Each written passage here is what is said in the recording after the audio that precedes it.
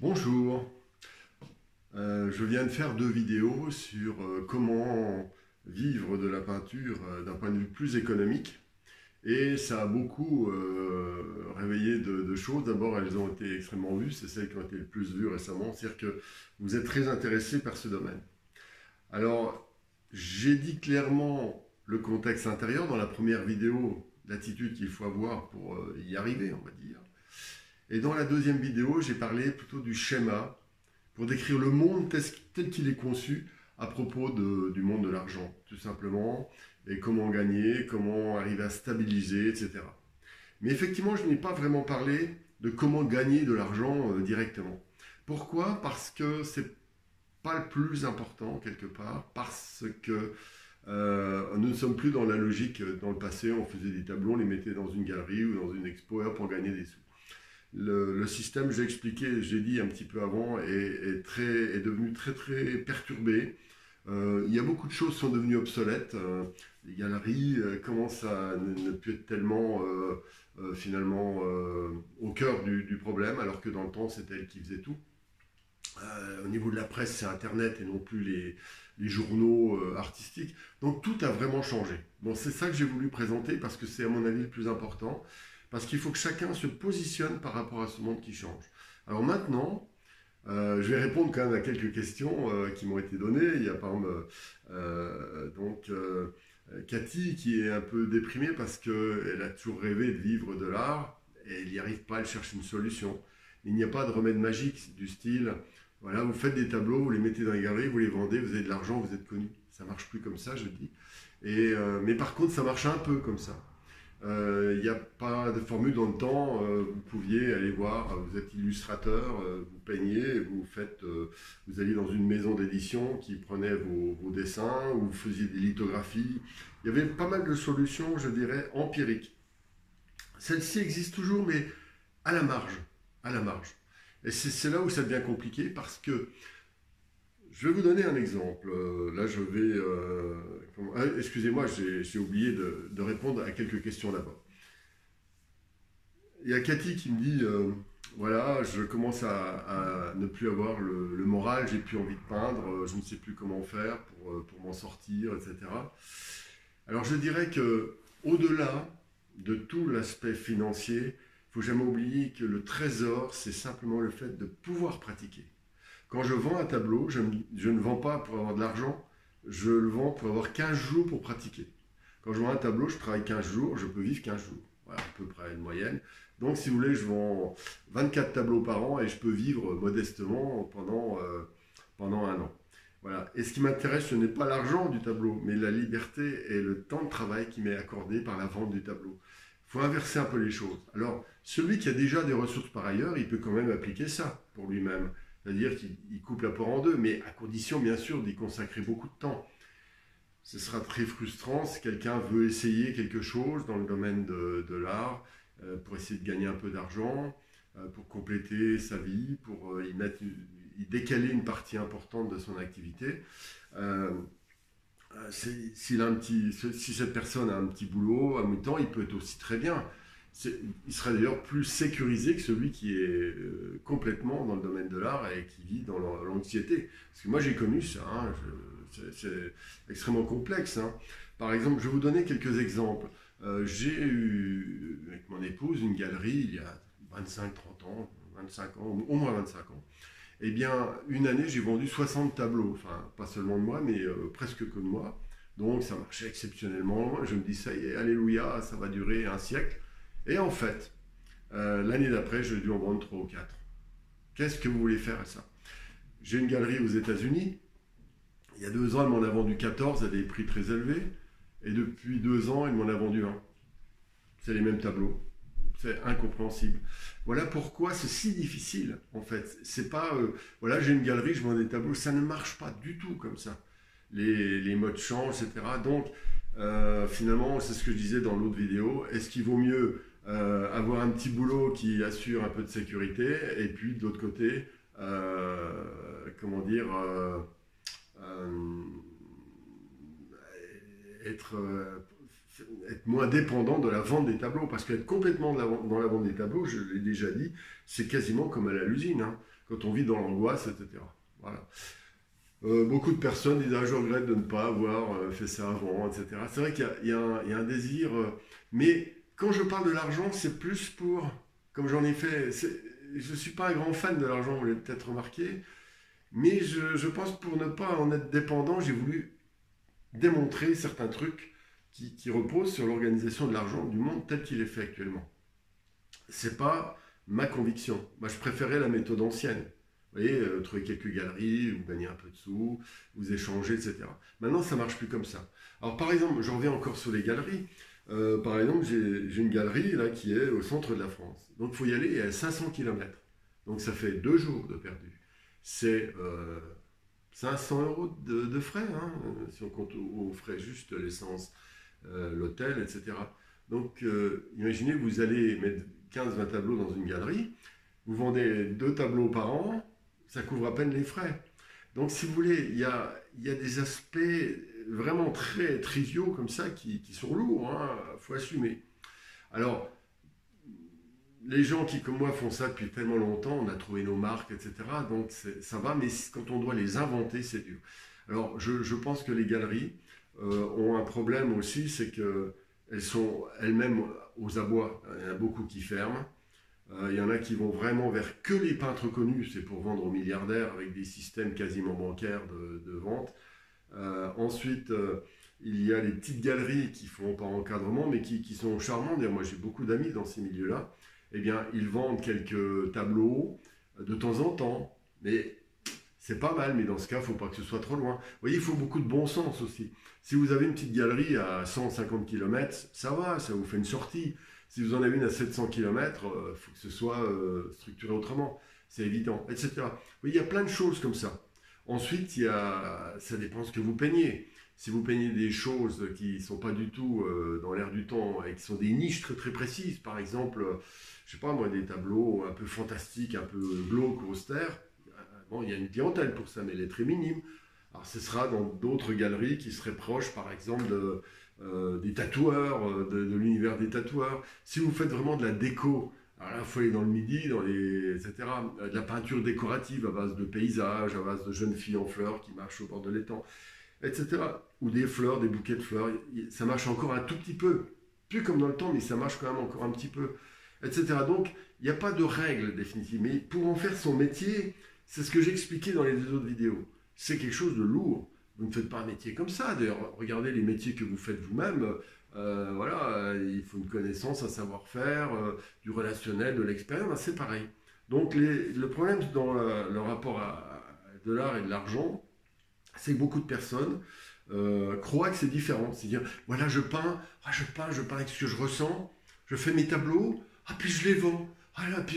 Non, ça ne marche pas du tout comme ça. Voilà. Donc, il faut enlever aussi cette illusion-là.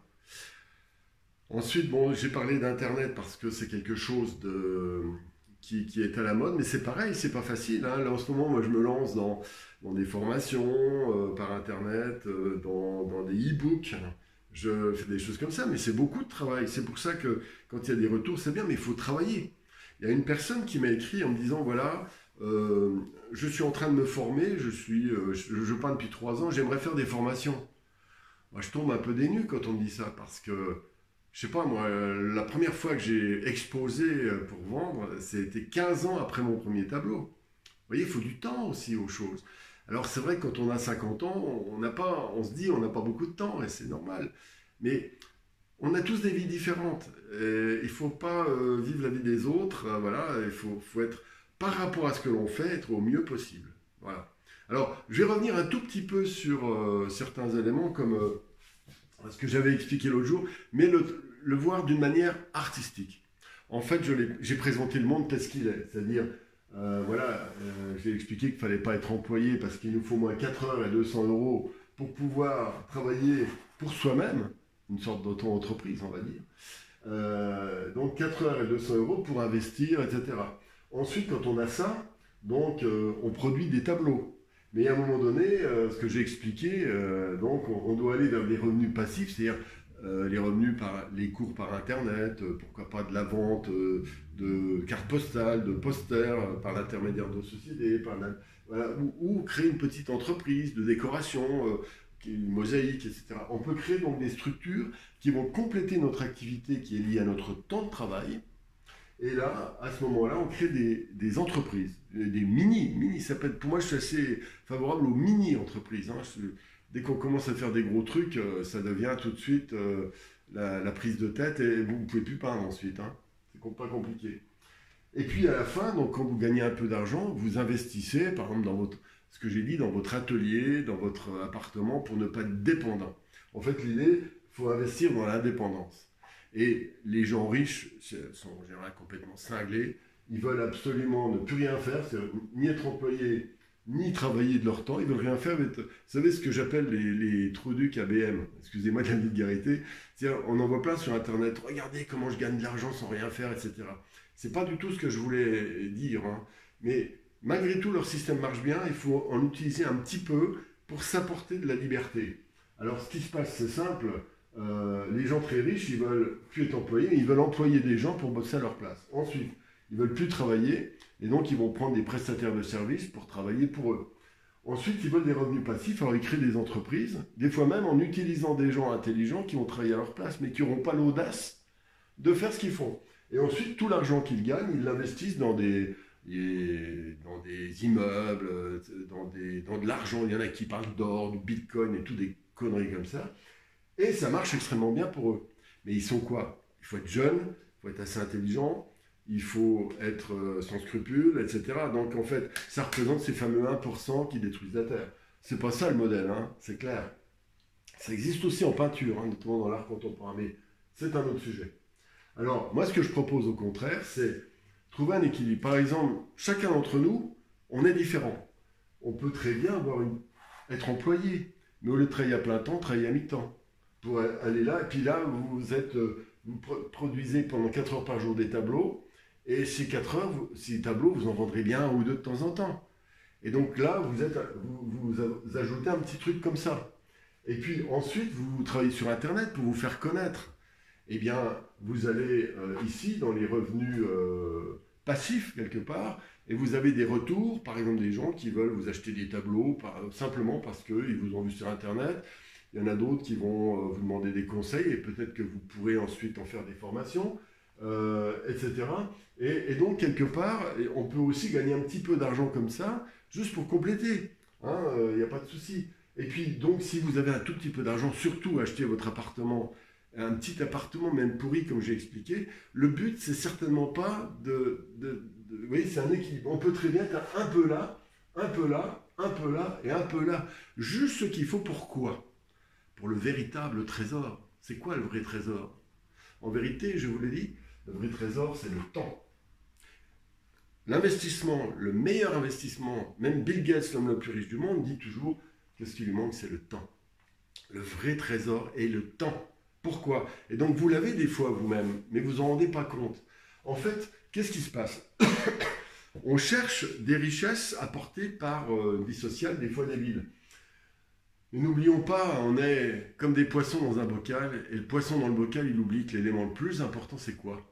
C'est pas 2-3 graines qui sont données tous les jours par le maître, c'est pas les cailloux qui sont au fond du bocal, c'est pas la lumière, c'est l'eau. Eh bien, notre eau à nous, des artistes, c'est la nature et la joie de pouvoir pratiquer.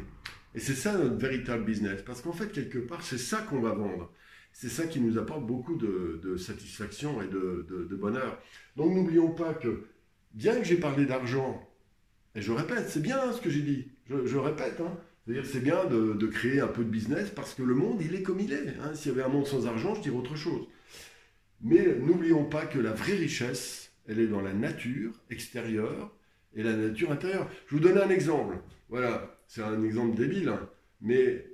si je vous dis, voilà, vous me coupez si je dis à quelqu'un, voilà, je te coupe un doigt, je te donne 10 000 euros. Il y en a beaucoup qui diront non. 100 000. Il y en a quelques-uns qui accepteront. 1 million. Il y en a beaucoup plus. 10 millions d'euros. Donc en fait, quelque part, on a tous un seuil. C'est des trucs de gosse comme à la récré dans les maternelles, mais Ça illustre bien un truc. C'est-à-dire, si on dit 1 million, moi j'accepterais 1 million pour un petit doigt, je suis pas sûr. Non, je dirais non. Mais j'ai déjà 5 millions d'euros là. Vous vous rendez compte le temps de travail qu'il faut pour gagner 5 millions d'euros? J'ai juste là. J'en ai encore 5 là et un œil. Combien ça vaut un œil? En fait, notre corps est incroyablement précieux, même d'un point de vue économique, puisqu'on donne tout quand on a un problème. Donc, quand on l'a, qu'on a la santé, on a déjà tout. Quand derrière, on peut voir un beau paysage. Maintenant, ce qui est paradoxal, on fait vivre les gens dans de la merde, ils vivent très très mal, et ils ne voient le monde beau que quand ils sortent dans la forêt à 10 km de la ville. Les gens riches, eux, qu'est-ce qu'ils font? Ils ont déjà ils ont des piscines, ils ont des villas en pleine forêt, etc. Donc, en fait, ils s'achètent une beauté de la nature qui est à disposition de tout le monde, à condition qu'on ne la dégrade pas. Comprenez la logique? Et c'est eux qui l'ont dégradé en général. C'est marrant pour les gens qui travaillent pour eux. Donc, c'est ça les paradoxes. Donc, je dis aux gens qui se découragent, quand on a la nature, quand on a notre corps, quand on a la joie de pratiquer quelque chose, même un peu, même qu'1 heure par jour, vous n'en vivrez pas d'un point de vue économique. C'était le but de ce que j'ai dit dans les 2 autres vidéos et celle-ci. Mais vous pouvez être parfaitement heureux. C'est ça, n'oublions pas, ça ne remplace pas « Ah, j'ai pas réussi à vivre de ça, j'ai raté ma vie. » Ah non, surtout pas, je veux pas entendre ça. Et puis l'investissement, l'important, effectivement, on peut avoir un peu d'immobilier. Quand on est propriétaire de notre atelier, moi c'est mon atelier, mais je suis le roi du monde. Voilà, il est bien, mais il n'est pas non plus luxueux. Il y a une différence entre... C'est le truc des éclairs au chocolat. Vous avez faim, vous mangez un éclair au chocolat, c'est super. Vous en mangez un 2e, ouais, vous êtes content. Un 3e, ça fait beaucoup. 4, vous commencez à dire bof. Et à 5, vous allez vomir. Donc en fait, c'est ça le problème des riches. Les gens riches, c'est des malades. Dans leur tête, ils ne sont pas nets. Alors que quand on investit et qu'on fait des seuils, c'est-à-dire qu'on a juste ce qu'il faut pour vivre bien, pour pouvoir aller au véritable trésor qui est le temps, eh bien à ce moment-là, vous êtes libre. La liberté vient du temps et de la jouissance de la nature et de la joie, et puis ce qui permet aussi de travailler, etc. Et rien ne pose problème. Voilà, j'espère répondre à un certain nombre des questions qui m'ont été posées en disant ça, parce que je ressens quand même une certaine tristesse. Beaucoup de gens croient qu'ils sont passés à côté de quelque chose. Non, le simple fait de continuer. Un long chemin commence par un pas, et comment dire, dès ce premier pas, comment dire, vous êtes déjà sur la route. Vous n'êtes pas, le but n'est pas d'arriver. Quand on commence une promenade, le but n'est pas d'aller au bout. Le but est de la faire. Voilà. Eh bien, quelle que soit votre position, quoi que vous fassiez, vous êtes déjà sur ce chemin quand vous pratiquez les arts. Et c'est ça qui vous apportera joie et bonheur.